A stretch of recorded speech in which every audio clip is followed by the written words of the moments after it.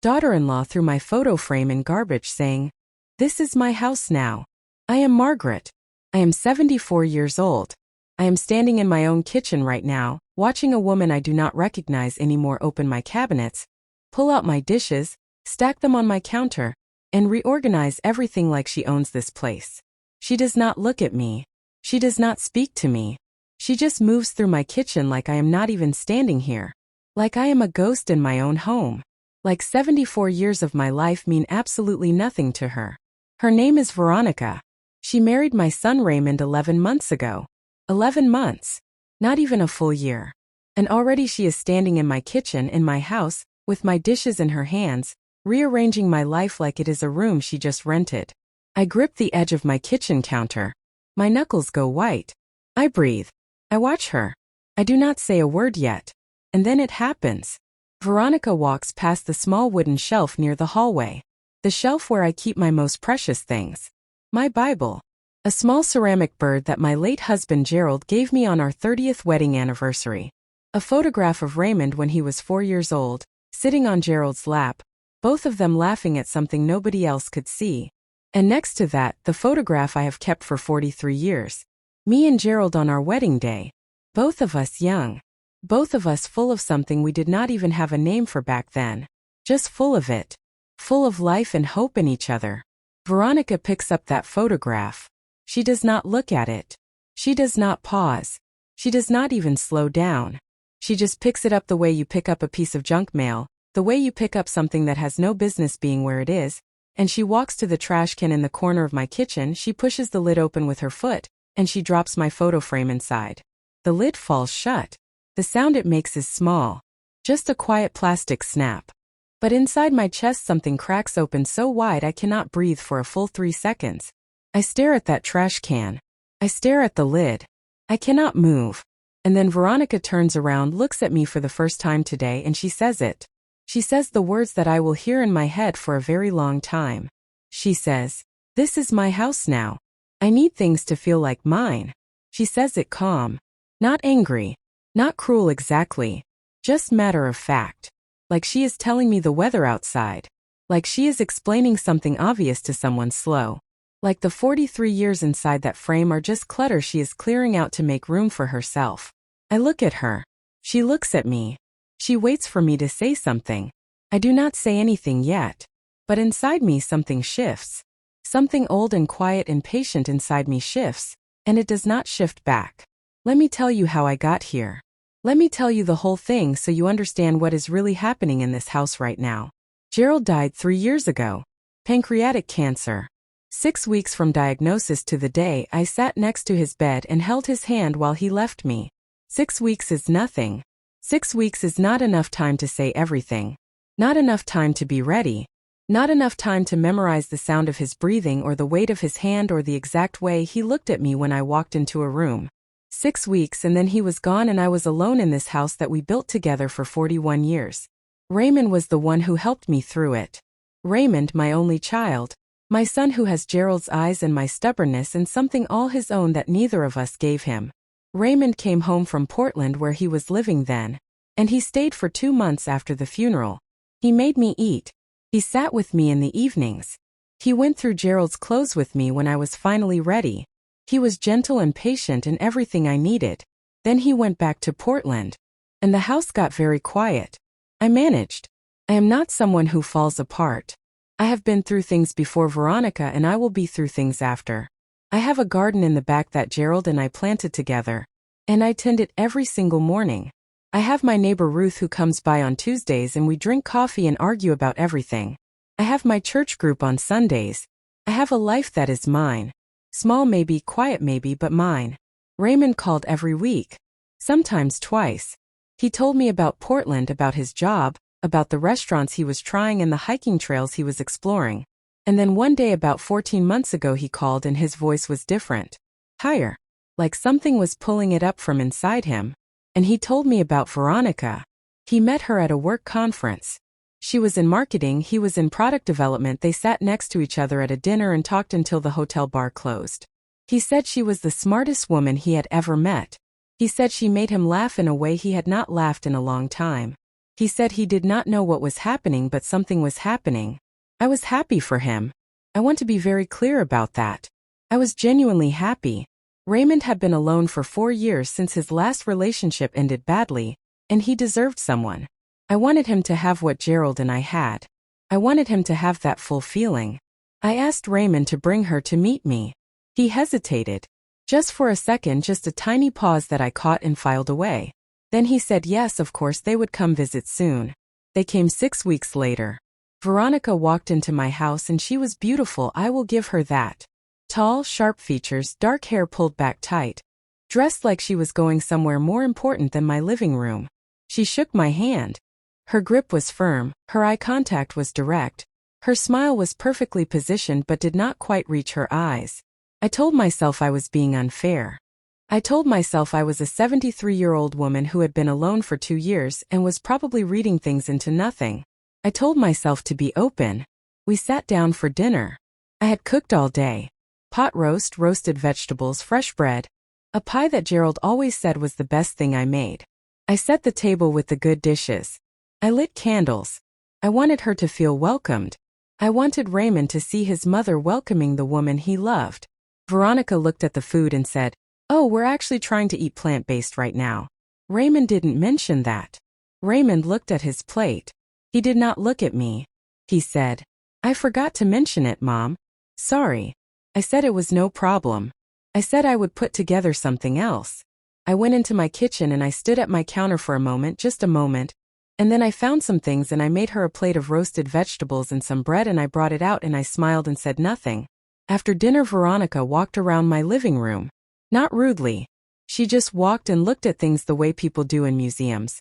She picked up a small figurine from the shelf. She looked at the photographs on the wall. She looked at the furniture, the curtains, the rug. She said, "This house has a lot of potential." Raymond smiled nervously. I smiled and said thank you. Potential. Like my home was a project.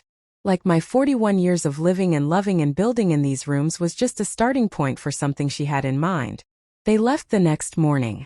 Raymond hugged me long and tight at the door and whispered that he was sorry about the food thing, and I told him not to worry, and I meant it. One awkward dinner was nothing. Relationships take adjustment. People take time to show you who they are. For months later, Raymond called and told me he and Veronica were engaged.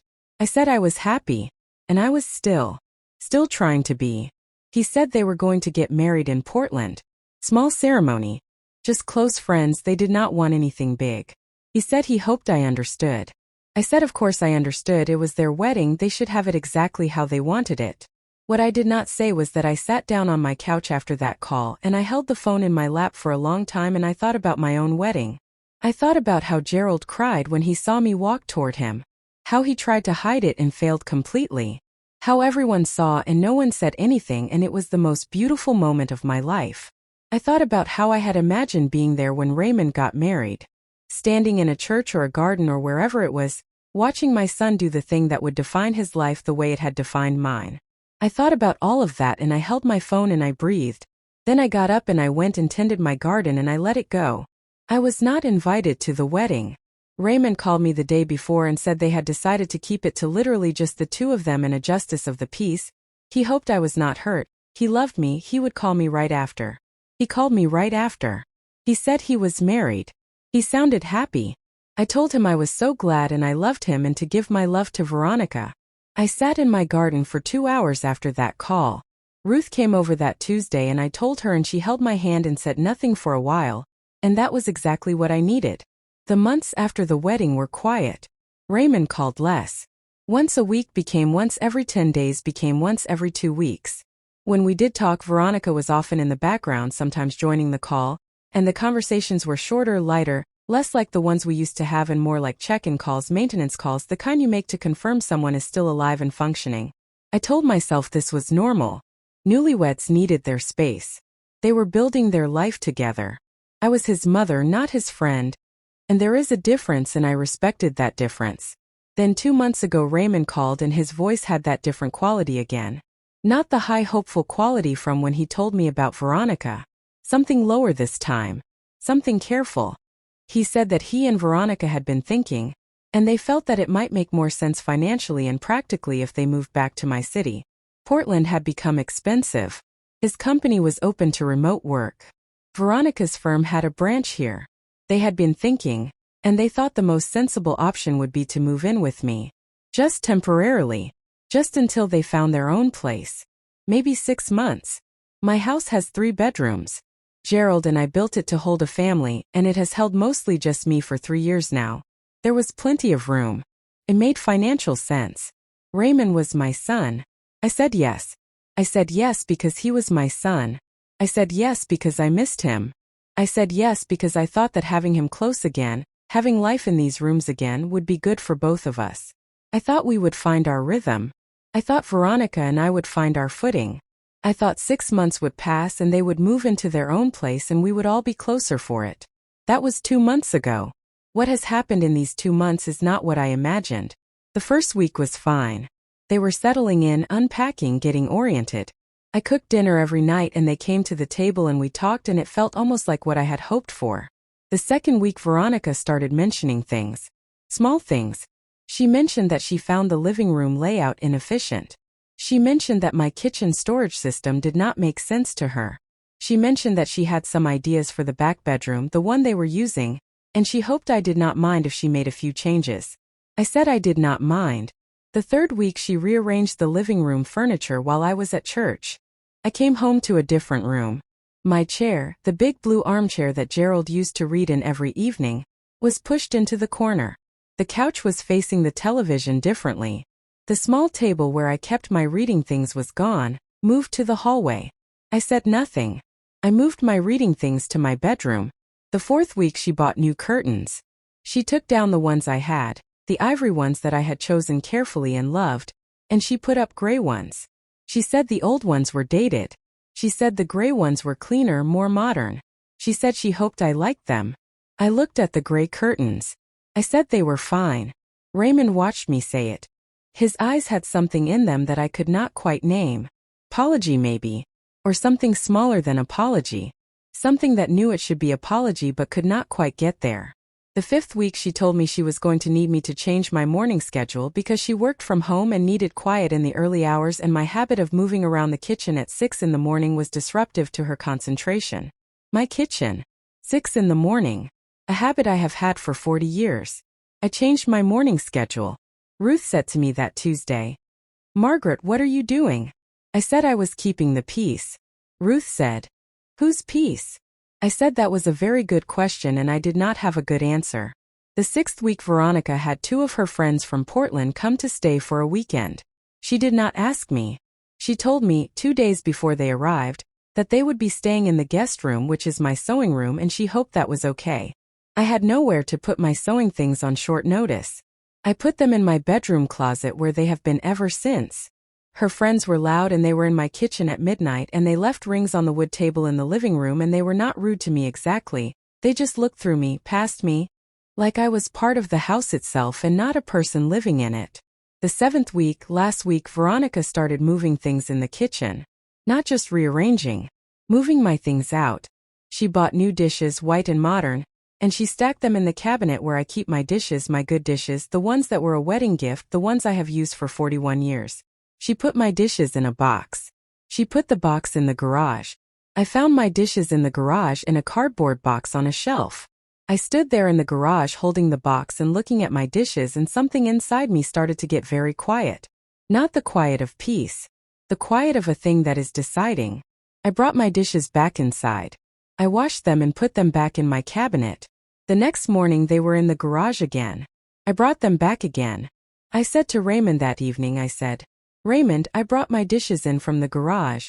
Please tell your wife not to move them." Raymond said, "Mom, Veronica is just trying to organize things. She has a system." I said, "Raymond, they are my dishes. In my house. That is my system." Raymond looked uncomfortable and said he would talk to her. He did not talk to her. Or if he did, it did not matter. Because the next day the kitchen rearranging continued. And the day after that was the day Veronica walked past my shelf and threw away my photo frame. My wedding photo. Me and Gerald. 43 years inside that frame. In the trash. This is my house now. I am standing in my kitchen. My hand is still on the counter. Veronica has moved on. She is doing something with the cabinet over the stove now. She has apparently decided she is done with the conversation. Like she said what she needed to say and that is the end of it. I walk to the trash can. I open it. I take out my photo frame. I hold it in both hands and I look at Gerald's face. Young Gerald. The Gerald I met at a church social when I was 23 years old. And he was 25 and he spilled punch on my dress and was so horrified and so earnest in his apology that I laughed and then he laughed and 41 years started from that moment. I look at my own face. Young Margaret. Standing next to the man I loved on the day our life together officially began. I wipe the frame with the hem of my shirt. I carry it to my bedroom. I set it on my nightstand where I can see it from my pillow. Then I come back out and I pick up my phone and I call my lawyer. His name is Henry. He has been my lawyer for 20 years. He handled Gerald's estate. He knows me and he knows my situation. I call him and I tell him I need to talk and he says come in this afternoon and I say I will be there. Veronica is still in the kitchen when I hang up the phone. She glances at me. I smile at her. I smile the way I have been smiling for 2 months, calm and pleasant and giving nothing away. Then I go get my purse and my keys and I go see Henry. Here is what I learn in Henry's office that afternoon. I learned that my house is mine. Fully mine. My name alone on the deed. Gerald and I were careful about that. We updated everything after he was diagnosed. We made sure the house transferred to me cleanly and completely. The house is mine. I learned that as the homeowner I have legal rights that are unambiguous. I learn what the process looks like if I need to use those rights. Henry is gentle and precise and he explains everything clearly. I drive home feeling something I have not felt in 2 months. I feel clear. That evening at dinner I watch Raymond and Veronica. I watch them together. I watch how she talks and how he listens. I watch how he defers to her, on small things and medium things and things that should not even be her decision. I watch my son and I see a man who is trying to love his wife and has confused letting her have everything with loving her. I see a man who has been slowly, quietly, consistently choosing the path of least resistance and calling it being a good husband. And I see something else. I see that Raymond is not entirely comfortable. There are moments, small flickers, where he looks at something she says or does and there is a hesitation in his eyes, a half second of something that is not quite agreement. But then it closes over and he smiles and goes along. My son is not a bad man. He is a man who does not yet know how to be both a good husband and a good son. He has not figured out that being a good husband does not require him to watch his mother become invisible in her own home. I need to help him figure that out. After dinner I ask Raymond to come sit with me on the back porch. Just the two of us. Veronica is on a work call in the bedroom. We sit in the evening. The garden is doing well, the roses are full and the tomato plants are heavy. Everything Gerald and I planted together still growing, still alive. We sit and for a moment it is just the two of us and it feels like the evenings we used to have when he was a teenager and we would sit outside and talk about everything and nothing. I say, Raymond, I need to talk to you about something serious. He says, Mom, if this is about the dishes again. I say, it is not about the dishes. Let me talk. He goes quiet. He knows my voice when I mean it. I say, this morning Veronica threw away my wedding photo. The one of me and your father. Raymond goes very still.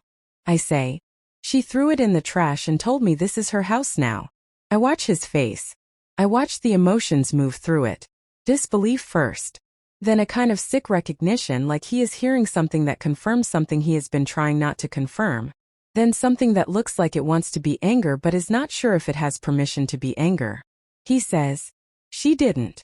I say, I took it out of the trash myself. I have it on my nightstand. He is quiet for a long time. I say, Raymond, I need you to understand something. I love you. You are my son and I love you completely and I want you to be happy and I want this marriage to work. I want all of those things. He nods slowly. I say, but this is my house. Mine and your father's. I have lived here for 41 years. This is where we brought you home from the hospital.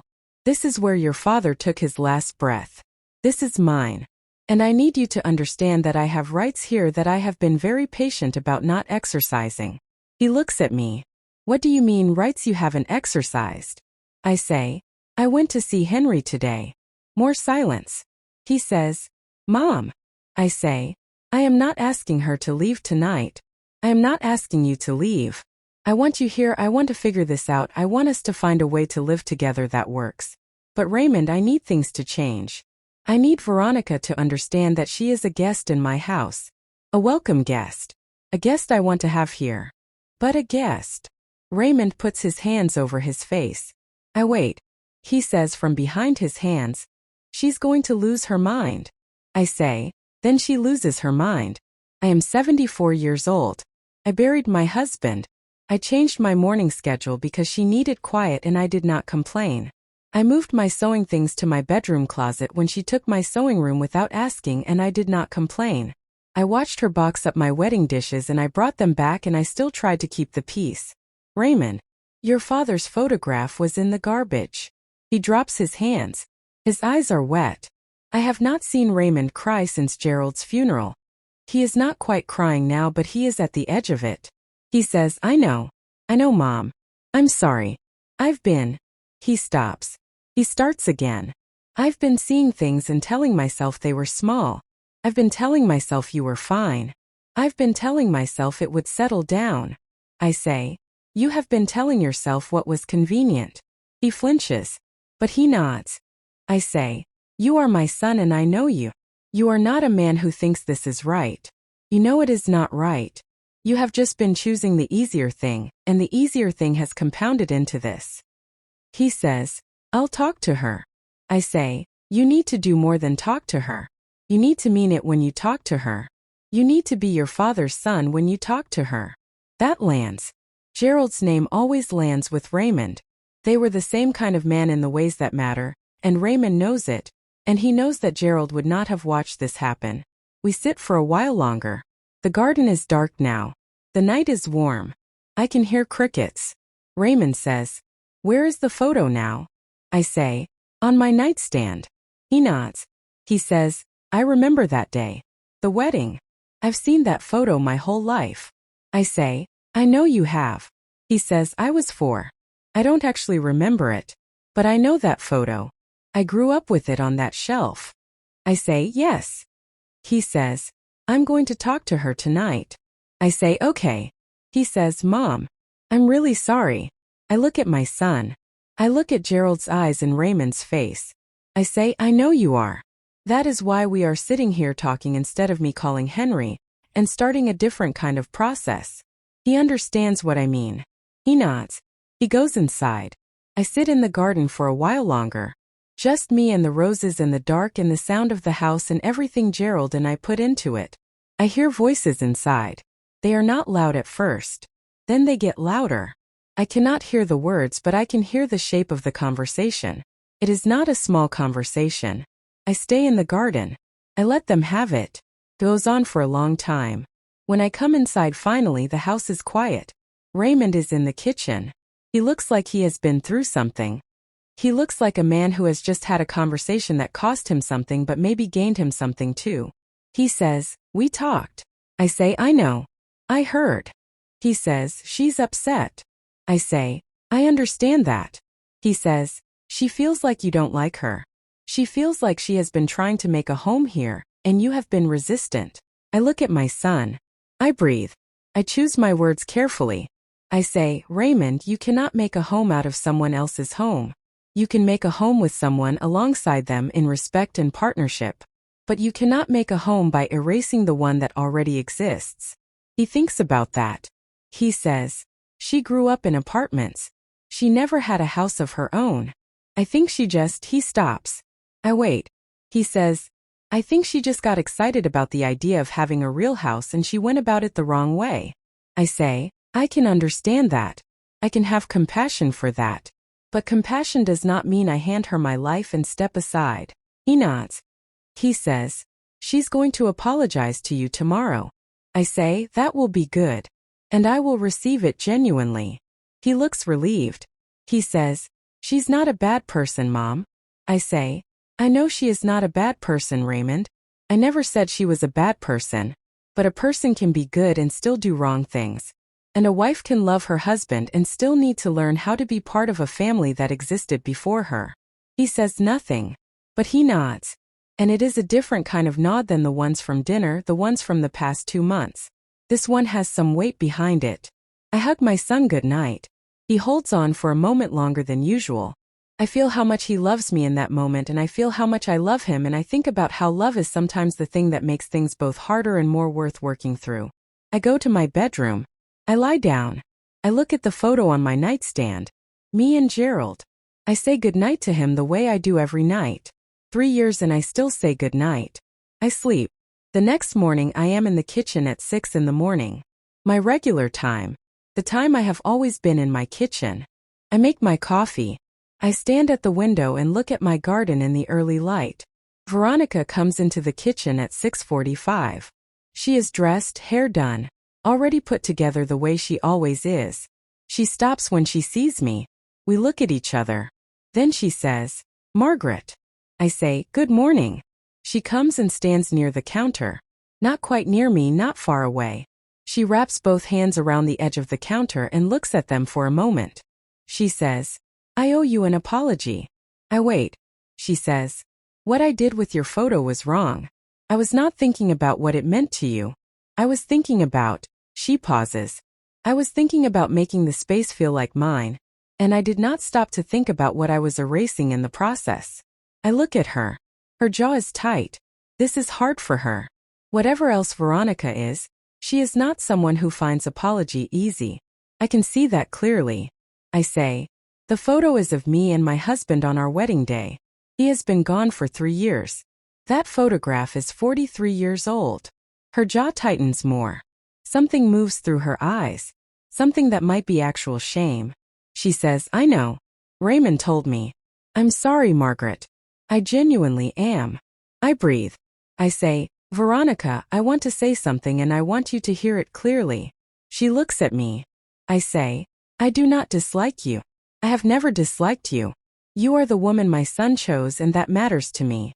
I want your marriage to succeed. I want you both to be happy. I want you to feel comfortable in this house because it is your home too right now, and I mean that." She is listening. Her hands are still on the counter. I say, "But this house is mine. Not in a way that excludes you. In a way that has 41 years of love and loss and life inside it. My husband died in this house. My son grew up in this house. The garden in the back was planted by Gerald's hands. When you reorganize my kitchen, you are reorganizing my marriage. When you box up my dishes, you are boxing up my history. I need you to understand that." She is quiet for a moment. Then she says, "I didn't see it that way." I say, "I believe you." She says, "I grew up in apartments. We moved every few years. Nothing ever felt permanent. I never had a place that was really ours." She says it flat, like a fact, not looking for sympathy. Just explaining. I say, "I understand that. I do. And I am not saying you cannot make this place feel like home. I am saying you have to do it with me, not instead of me." She looks at me then. Really looks at me. Maybe for the first time since she walked into my life. She says, "Raymond's very upset with me." I say, "He loves you. And he loves me. And he is a man trying to figure out how to do both at the same time. That is hard. You can help him, or you can make it harder." She says nothing. I say, "The dishes I would like back in the cabinet, please. We can work out the rest." She almost smiles. Not quite, but almost. She says, "Okay." I pour her a cup of coffee. I put it on the counter near her. She looks at it for a moment, then she picks it up. We stand in my kitchen in the early morning and we do not say anything for a while. It is not comfortable exactly, but it is not war either. It is a beginning of a different kind. Raymond comes into the kitchen 20 minutes later. He looks at us both, his eyes moving back and forth, trying to read what has happened. I see the tension in him, the bracing. I say, "Your wife and I had a good conversation." He looks at Veronica. She gives him a small nod. Something releases in his face. Something that has been held for a while releases, and he breathes, and he looks like a younger version of himself for a moment. He says, "Should I make eggs?" I say, "I already started the eggs." He says, "Plant-based." Veronica says, "I'll eat real eggs today." Raymond looks at her like she just said something remarkable. She looks back at him with something private in her expression. Something between them that I am not part of and should not be part of. I make the eggs. Now let me tell you what happens in the weeks after that morning. It is not perfect. I want to be honest with you. Veronica does not transform overnight. People do not transform overnight. There are moments when I see her old habits surfacing, the habit of taking over, the habit of rearranging without asking, the habit of treating my space like a project. When those moments happen, I say something. Quietly, directly, without anger. I say it and she hears it, and sometimes she pushes back a little and sometimes she just adjusts. But she adjusts. My dishes come back out of the garage. The good ones, the wedding gift ones. They go back in the cabinet where they belong and they stay there. Veronica asks me one Saturday morning if she can show me something. She wants to suggest a small change to the back bedroom, the one they are using. She wants to add a shelf unit along one wall. She shows me a picture of what she has in mind. She asks if I would mind. I look at it. It is actually nice. Clean and practical. I say yes. Raymond installs the shelf that weekend. He is not good at it. He puts 2 holes in the wrong places before he gets it right. Veronica stands in the doorway watching him with an expression that is trying not to be amused and failing. I bring them both lemonade and stand in the hallway and watch my son swear quietly at a wall anchor. It is the best afternoon I have had in a long time. Veronica and I are not close friends. I want to be clear about that. We are not the kind of daughter and mother-in-law who talk for hours and go shopping together and know each other's hearts. Maybe one day. Maybe not. But we are finding a way. We are finding the shape of what we can be to each other in this house. She learns that I am in the garden every morning. And she stops walking through it with her coffee and making comments about the planting arrangement. She learns that Sunday evenings are mine, that I have my church friends over sometimes and the house gets loud in a different way, and she is gracious about that. I learn that she works very hard and the work stress makes her controlling in her environment, and that when I see that pattern I can give her a little more room without giving up my ground. I learn that she actually loves Raymond in a real way. I see it in small things. The way she notices when he is tired before he knows he is tired. The way she laughs at the things that are genuinely funny about him, the exact things that made me and Gerald laugh too. The way she fights for him even when she is fighting against me. The way her fierceness is partly just love in the wrong container. I can work with that. Ruth comes on a Tuesday 3 weeks after the photo frame morning. She sits at my kitchen table and drinks my coffee and looks around. She says, "It looks different in here." I say, "Veronica moved a few things." Ruth says, "Do you like it?" I look around my kitchen. Some things are not where they were. Some things are changed. But the dishes are in the cabinet. The photo frame is on my nightstand. The garden is growing. My son is in this house. I say, "It is my kitchen. It will always be my kitchen. We are learning to share it." Ruth says, "And the daughter-in-law?" I say, "She is learning too." Ruth raises her coffee cup at me. "Margaret," she says. I raise mine back. That night Raymond comes to find me in the garden just before dark. He sits in the chair across from mine. The one that was his father's, back when we used to all sit outside on warm evenings. He sits in it without hesitating, without any of the careful tiptoe that has been in him these past months. He says, "Veronica wants to know if you would want to look at some paint colors with her. For the living room." I say, "She wants to repaint the living room." He says, "She's been thinking about it. But she said she wants it to feel like something you both chose. Not just her." I sit with that. I say, "What colors is she thinking?" He pulls out his phone. He shows me some samples she has collected. I look at them. Some are too dark. Some are trying too hard. But there is one, a warm off-white with just a hint of something that I look at and think maybe. I say, "Tell her I would be open to talking about it." Raymond looks at his phone and then at me. He says, "You know, you're kind of incredible." I say, "I know." He laughs. It is Gerald's laugh in his chest and it fills the garden and the house in the evening, and I close my eyes for just a second and just feel it. I say, "Raymond." He says, "Yeah." I say, "Your father would be proud of you, of who you are, and also of who you are becoming." He is quiet. I say, "He would have liked Veronica too, I think. Eventually. Once she stopped rearranging his tools." Raymond makes a sound that is half laugh, half something else. He says, "She did organize the garage." I say, "I know she did." He says, I actually can find things in there now. I say, do not tell her I said this, but the garage did need organizing. We sit in the garden until it is fully dark. The crickets are loud. The roses smell the way they always smell at night, fuller, sweeter. Like the dark brings something out of them that the day keeps in. This is my house. It will always be my house. The love that built it is inside every wall. The 41 years that filled it are inside every corner. Gerald is in the garden and in the rooms and in the photo on my nightstand and in the eyes of my son. No one can throw that away. Not in a trash can. Not in a box in the garage. Not with gray curtains or reorganized cabinets or a confident statement about whose house it is. It is mine. And it will be mine until the day I leave it. And even after that it will carry everything we put into it. But here is what I also know now.